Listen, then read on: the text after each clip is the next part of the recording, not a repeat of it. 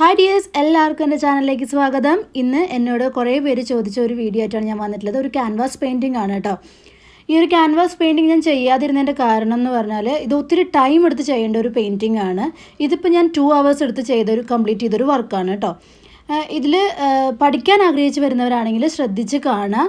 ഞാൻ 2 hours video ആണെങ്കിൽ 15 minutes ആക്കി കുറച്ചിട്ടിരിക്കുകയാണ്. നിങ്ങൾക്ക് കുറേ പേർക്ക് ചിലപ്പോൾ ബോറടിക്കാം, അപ്പോൾ അതൊന്നും ഇല്ലാതിരിക്കാൻ വേണ്ടിയിട്ട് വളരെ കുറച്ചിട്ടിരിക്കുകയാണ്.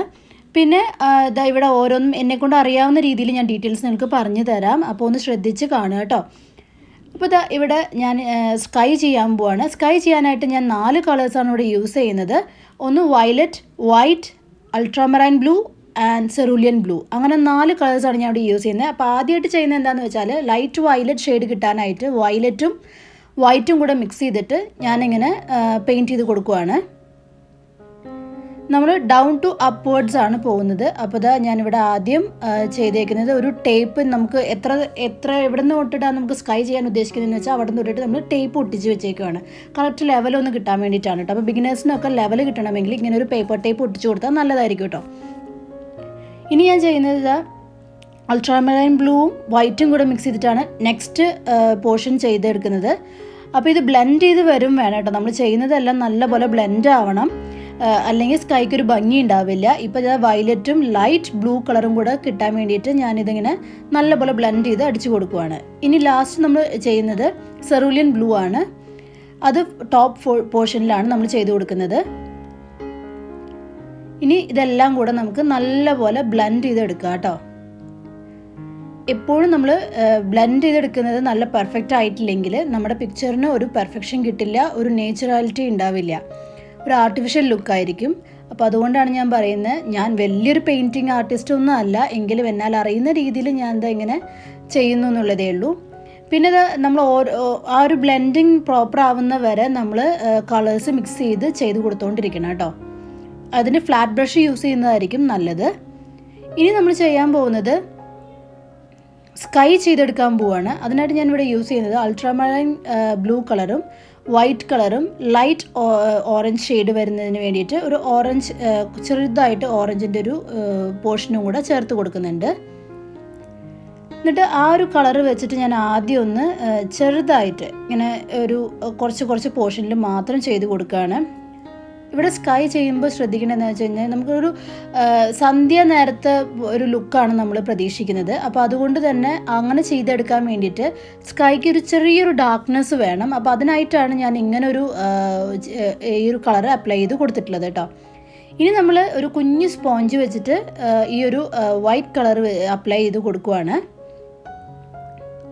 വൈറ്റ് കളറിനോടൊപ്പം തന്നെ ചെറിയൊരു ഓറഞ്ച് ഷെയ്ഡും കൂടെ ഞാൻ കൊടുക്കാൻ ഉദ്ദേശിക്കുന്നുണ്ട് കേട്ടോ.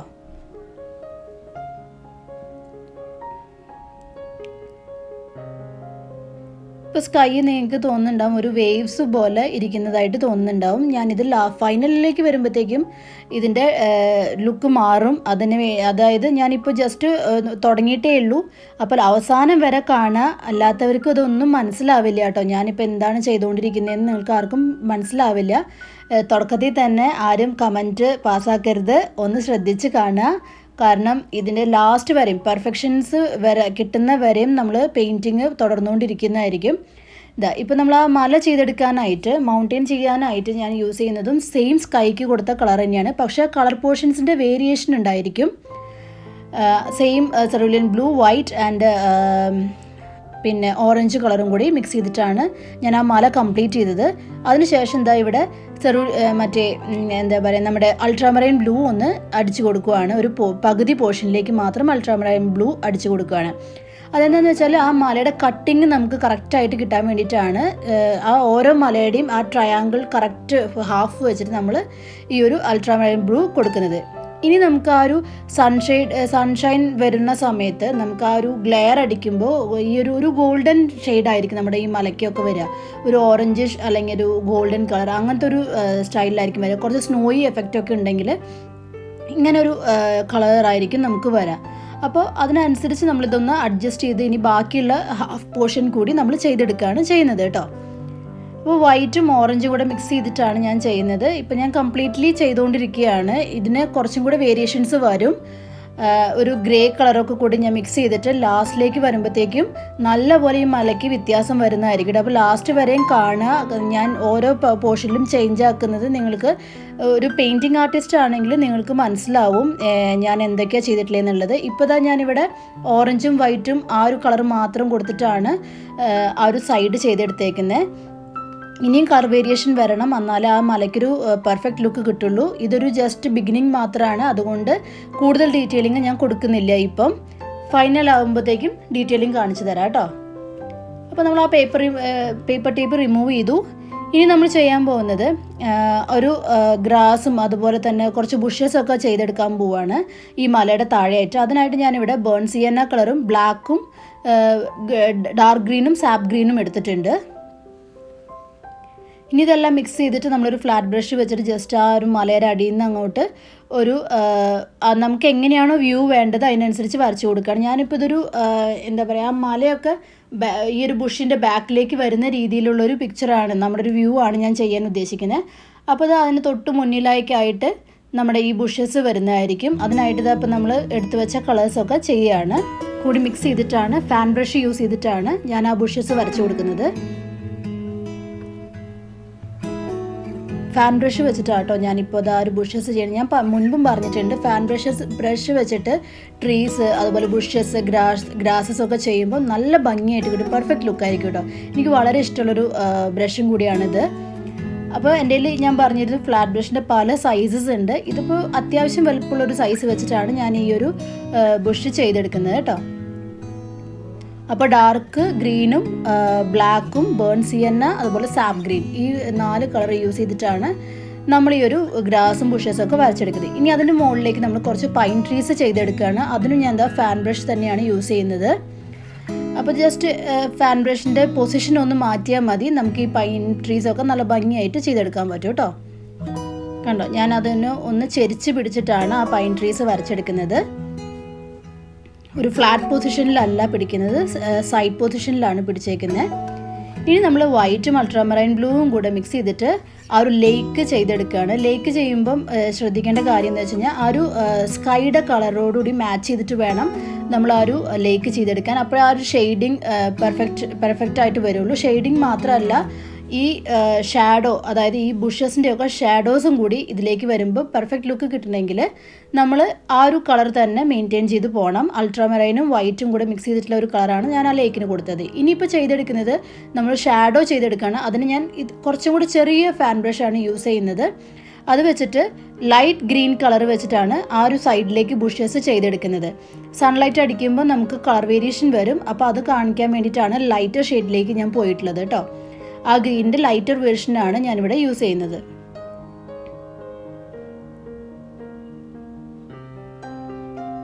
അപ്പോൾ അതാണ് നമ്മളിങ്ങനെ ജസ്റ്റ് ആ ഒരു ബുഷസിനെ തന്നെ നേരെ തലകീഴായിട്ട് വരച്ച പോലെയാണ് താഴേക്ക് ബ്രഷ് സ്ട്രോക്ക് എടുത്തേക്കുന്നത്.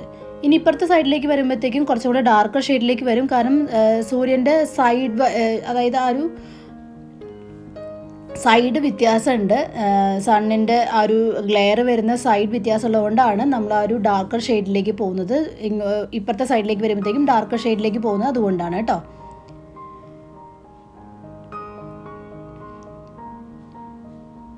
അപ്പോൾ അതാ നമ്മൾ ഈ ഒരു സൈഡിലേക്കുള്ള ബുഷസും കൂടി വരച്ച് കൊടുക്കുവാണ്.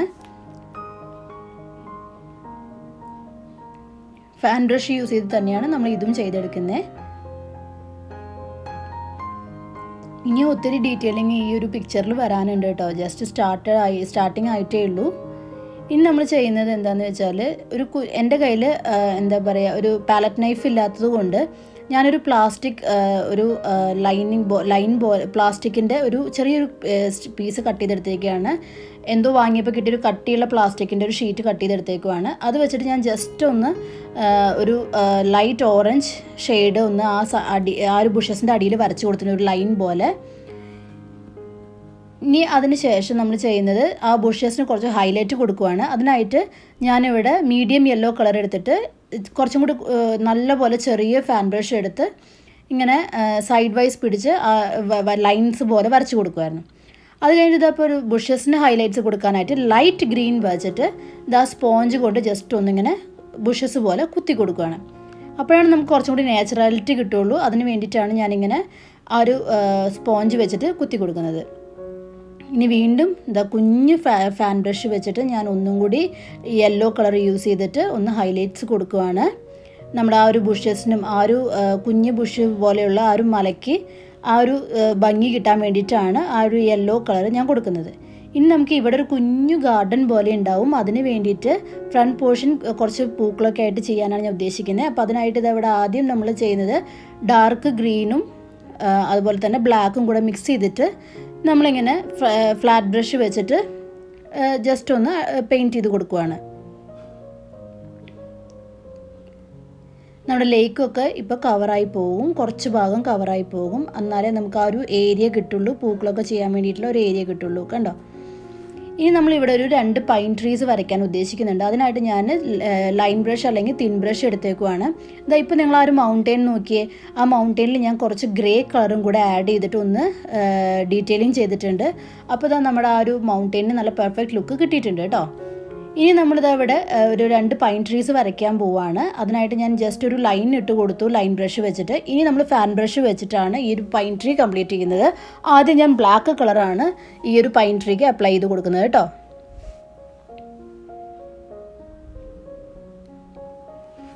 കുറച്ച് ക്ഷമയോടെ ചെയ്തെടുക്കേണ്ട വർക്കുകളാണ്. പെയിൻറ്റിംഗ് എന്ന് പറയുമ്പോൾ അത്യാവശ്യം ക്ഷമ വേണം.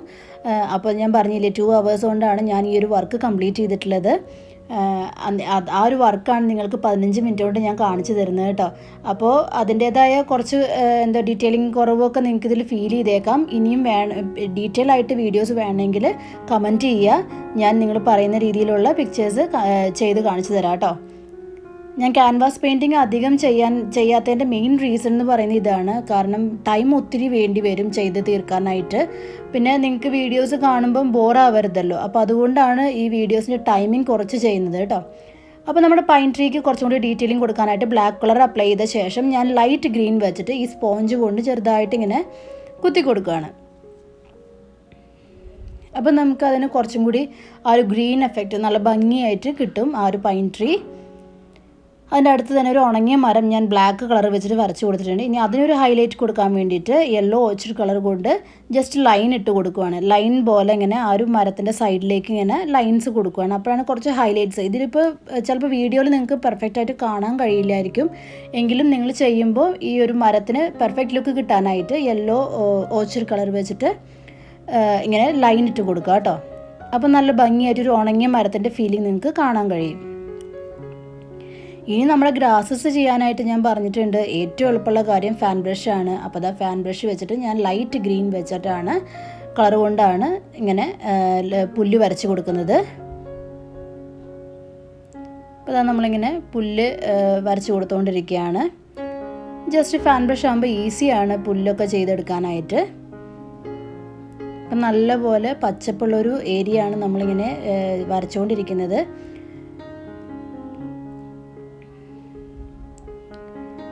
അപ്പോൾ ഇതാ നമ്മളിങ്ങനെ ഗ്രീൻ കളർ ആ ലൈറ്റ് ഗ്രീൻ കളർ എല്ലായിടത്തും നമുക്ക് നല്ല പോലെ ചെയ്ത് കൊടുക്കാം. കാരണം ഈ ഒരു ഡാർക്ക് ഷെയ്ഡിലേക്ക് ഈ ഒരു ലൈറ്റ് ഗ്രീൻ ചെയ്യുമ്പോൾ നല്ല ഭംഗിയായിരിക്കും കേട്ടോ കാണാൻ. ഇനി നമുക്ക് കുറച്ച് വയലറ്റും വൈറ്റും കൂടെ മിക്സ് ചെയ്തിട്ട് കുറച്ച് പൂക്കൾ വരച്ച് കൊടുക്കാം. പൂക്കൾ ചെയ്യാനായിട്ട് വളരെ എളുപ്പമാണ്. ഫാൻ ബ്രഷിൻ്റെ ആവശ്യമേ ഉള്ളൂ. ജസ്റ്റ് ഇങ്ങനെ ഫാൻ ബ്രഷിൻ്റെ എല്ലാ ഏരിയയിലും വൈറ്റും വയലറ്റും കളറും കൂടിയിട്ട് പകുതിയായിട്ട് മിക്സ് ചെയ്ത് കൊടുക്കുക.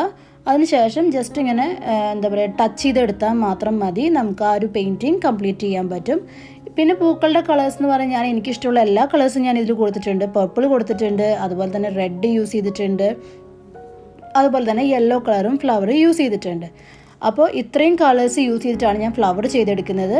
ഫ്ലവർ ചെയ്തെടുക്കുന്നത് പ്രോസസ്സ് പറഞ്ഞാൽ സെയിം പ്രോസസ്സ് തന്നെയാണ് ഞാൻ ചെയ്തേക്കുന്നത്. ഫ്ലാറ്റ് ബ്രഷ് വെച്ച് ജസ്റ്റ് ഇങ്ങനെ തട്ടി കൊടുത്തിട്ടേ ഉള്ളൂ കേട്ടോ. അപ്പം നല്ലോണം പടർന്ന് കിടക്കുന്ന പോലെ നമുക്ക് ആ ഒരു പൂക്കളുടെ എഫക്റ്റ് കിട്ടും. കണ്ടോ? പേർപ്പിൾ വൈറ്റ്, വയലറ്റ് വൈറ്റ്, അതുപോലെ തന്നെ റെഡ് ആൻഡ് യെല്ലോ, ഇങ്ങനത്തെ ഒരു കോമ്പിനേഷനിലാണ് ഞാൻ ആ ഫ്ലവേഴ്സ് ചെയ്തെടുത്തിട്ടുള്ളത്. അപ്പോൾ കണ്ടോ, നമ്മുടെ ഒരു ലേക്കിൻ്റെ സൈഡിൽ നല്ല പോലെ പൂക്കളൊക്കെ പടർന്ന് പിടിച്ച് കിടക്കുന്ന നല്ലൊരു പിക്ചറാണ്. നല്ല കണ്ണിന് കുളിർമ കിട്ടുന്ന നല്ല റിലാക്സിങ് ആയിട്ടുള്ളൊരു പിക്ചറാണ്. അപ്പോൾ ഈ ഒരു പെയിൻറ്റിങ് എല്ലാവർക്കും ഇഷ്ടപ്പെട്ടു എന്ന് വിചാരിക്കുന്നു. നിങ്ങളുടെ അഭിപ്രായങ്ങൾ അറിയിക്കുക. അതുപോലെ നിങ്ങൾക്ക് ഇനി ഏതെങ്കിലും ഡീറ്റെയിലിംഗ് അറിയണം, പഠിക്കണം എന്നൊക്കെ ആഗ്രഹം ഉണ്ടെങ്കിൽ ഒന്ന് പറഞ്ഞാൽ എനിക്കറിയാവുന്ന രീതിയിൽ നിങ്ങൾക്ക് പറഞ്ഞു തരാം. അതിന് വേണ്ടിയിട്ട് ഞാൻ വേറെ വർക്ക് ചെയ്യാം കേട്ടോ. അപ്പോൾ ഇനി എന്തെങ്കിലും ഡൗട്ട്സ് ഉണ്ടെങ്കിലും നിങ്ങൾക്ക് എന്നോട് കമൻറ്റ് ചെയ്ത് ചോദിക്കാം. അപ്പോൾ ഇതാണ് നമ്മുടെ പിക്ചറിൻ്റെ ഫൈനൽ ലുക്ക്. അപ്പോൾ എല്ലാവർക്കും ഈ ഒരു വീഡിയോ ഇഷ്ടപ്പെട്ടു എന്ന് വിചാരിക്കുന്നു. എല്ലാവരോടും ഒരിക്കൽ കൂടി പറയാണ്, ലൈക്കും ഷെയറും മറക്കാതിരിക്കുക. കഴിയാവുന്നത് എല്ലാവർക്കും ഇഷ്ടപ്പെടുവാണെങ്കിൽ ഒന്ന് ലൈക്ക് ചെയ്തേക്കാം കേട്ടോ. അതുപോലെ തന്നെ എൻ്റെ വീഡിയോ ആദ്യമായിട്ട് കാണുവാണെങ്കിൽ എൻ്റെ ചാനൽ ഒന്ന് സബ്സ്ക്രൈബ് ചെയ്യാൻ മറക്കാതിരിക്കുക. സബ്സ്ക്രൈബ് ചെയ്യുമ്പോൾ തന്നെ ബെല്ലൈക്കൺ കൂടി പ്രസ് ചെയ്യുക. ബെല്ലൈക്കൺ പ്രസ് ചെയ്യുമ്പോൾ ഓൾ തന്നെ നോക്കി പ്രസ് ചെയ്യാൻ ശ്രമിക്കുക. അപ്പോൾ നിങ്ങൾക്ക് എൻ്റെ പുതിയ വീഡിയോസിൻ്റെ അപ്ഡേറ്റ്സ് കിട്ടുന്നതായിരിക്കും. അപ്പോൾ എല്ലാവരോടും ഒരിക്കൽ കൂടി നന്ദി പറഞ്ഞുകൊണ്ട് സ്റ്റേ സേഫ് ആൻഡ് ബൈ.